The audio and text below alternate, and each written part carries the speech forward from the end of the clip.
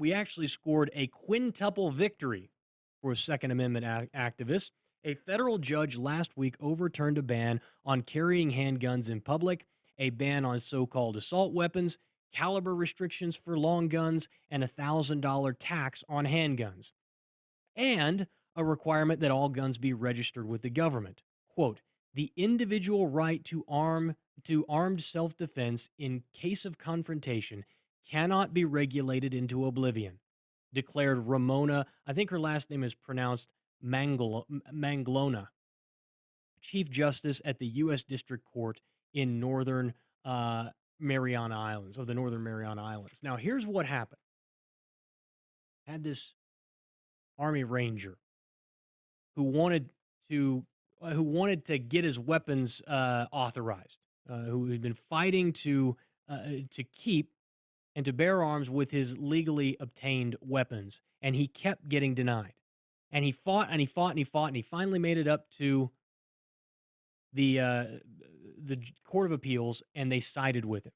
She went on to say the Second Amendment, based on its plain language, the history described in Heller 1, and common sense, must protect a right of armed self-defense in public.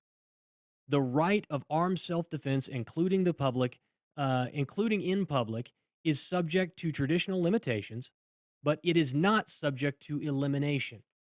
So she says in here, look, if you don't want to allow people to carry concealed, there are certain limitations that government can place on gun ownership and carrying a gun, but you cannot simply remove someone's right to protect themselves in public. Now, she went on to note the perseverance of the plaintiff in this case, a former U.S. Army Ranger, as I said, named Paul Murphy. Quote, Murphy's battle for justice began more than 9 years ago when he first applied for and was denied possession and use of his firearms. Plaintiff has valiantly pursued all lawful efforts to protect and defend his right in a community where the voice of the majority is often overpowered and equally important rights of the minority. Now, I want that to sit in your mind for just a minute. 9 years he's been fighting. Now, think about what Donald Trump is trying to do right now. We expect it from the left. We expect it from the likes of Hillary Clinton, that she would go out and she would want to ban all guns and stop everybody from using them. And she would claim that it's common sense gun reform because that's what they call it. Hey, by taking everybody's right to self-defense away, that's a common sense approach to gun violence, right? Just take all the guns away. That was common sense. Can't be any problems with this. And what does Donald Trump do? Does he come out and say, that's ridiculous? I'm going to support and defend the Second Amendment as I would all of the other amendments to the Constitution. The federal government has no legal right whatsoever on any level to keep people from bearing arms. They have no say-so in it. The Constitution allows for the states to have some say, but they absolutely positively does not give the federal government any leeway to violate someone's right to self-defense, the right to keep and bear arms. But what does Donald Trump say? He says, well, if you're on the terrorist list or they're on the no-fly list, then I support a ban if they're on that. It's funny, does the National Rifle Association support that ban as well? Did they come on board with that? I'd have to look it up, but they've supported Donald Trump. Now, what is he saying? He's saying, well, if the government decides that you're a danger without conviction, without accusation of a crime being committed, without due process, that the government can stick you on a list. And that once on that list, you are prevented from owning a gun anymore or purchasing a gun. And if you have guns, then of course the government could come and take them from you. They can do this also if you're mentally ill. Mentally ill. I don't know how they decide that, but if they do, they can take your guns away. That means if you don't believe in man-made global warming. Obviously, because you're a psycho if you don't believe in man-made global warming and that it's the greatest threat to ever face our country and our world in the history of our world forever. Mm-hmm. Well, not anymore because they passed that treaty yesterday. So now all is well. Yeah. Yeah, that non-binding treaty. Yeah. That everybody signs, but that nobody has to actually adhere to. I'm shocked that they got so many people to sign that treaty. Who would sign on to that? Well, maybe people who have no intention of ever keeping their promises. But I digress. So now Donald Trump supports this great idea of keeping people on the no fly list, keeping their hands off guns.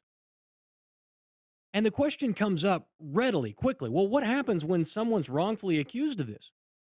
And it's always brushed off like, oh, well, there's going to be a process for them to go through. And if it turns out that it's not a big deal, then they'll get their guns back. No big deal. Problem solved. 9 years, folks. 9 years fighting the federal government. Now, he defended himself. Can you imagine if he had to pay for 9 years of litigation? And this guy was an Army Ranger. Yeah. So, not somebody with a questionable background. Oh, no, that is a questionable background, Darren. If you're former military, you're part of the problem. That's true. You're one of those You're the biggest threat to America. right-wingers who could start an armed conflict with the U.S. government and take us down a very dark and ugly road. Mhm. So you have to be watched most closely if you happen to be a trained killer like Army Rangers are. 9 years.